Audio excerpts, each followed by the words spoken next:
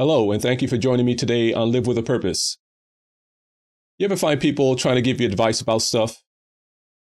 Sometimes it's useful, other times it's just annoying. You didn't ask them. Or maybe you did. Maybe they're watching what you're doing, and they may say, hey, I don't think you want to do that. Some people are nosy, and they want to get into your business, and you don't appreciate it.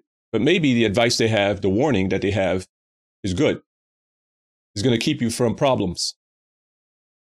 Parents have a special purpose in the life of their children, and it is to discipline them, to raise them up, to bring them up the right way with morals, values, and ethics, decency, respect, love, and care for people and their environment. This is how God is with us. He's the one that created all things. So you can just imagine that he has a right to give us advice, to give us a nugget of wisdom, a warning, an instruction. And this is precisely how the book of Proverbs opens, where God, in different ways, using wisdom, using lady wisdom, as is known, against lady folly, lady foolishness. In Proverbs 1, verse 8 to 10, we read, "Hear, my son, your father's instruction, and forsake not your mother's teaching, for they are a graceful garland for your head and pendants for your neck. My son, if sinners entice you, do not consent." Here you have the parents, father and mother. That is, leaders.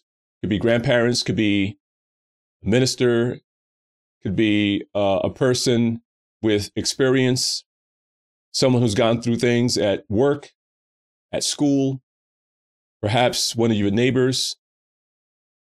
They were giving advice and saying, listen, there are pitfalls in life. There are problems. And if you don't pay attention, you're going to fall. You're going to slip. There are going to be people that are going to try to entice you, try to drag you, try to tempt you, lure you into their path. But that path, as the book of Proverbs continues, leads to death, to annihilation, to separation from God. So there are all kinds of advice going around. But what is the advice that God is giving us? We're told that if we stay in him, if we put our minds, our hearts in him, then it'll be ever more difficult to be swayed by others, to be swayed by passions, by clickbait, by peer pressure, by work, even those in the family and neighbors and friends that are trying to lure us away from God's holiness, God's goodness. There is only one happiness, one true happiness that can be found, and that is knowing God and entering in and building a strong relationship with him under the power of the Holy Spirit. Think about this today on Live with a Purpose.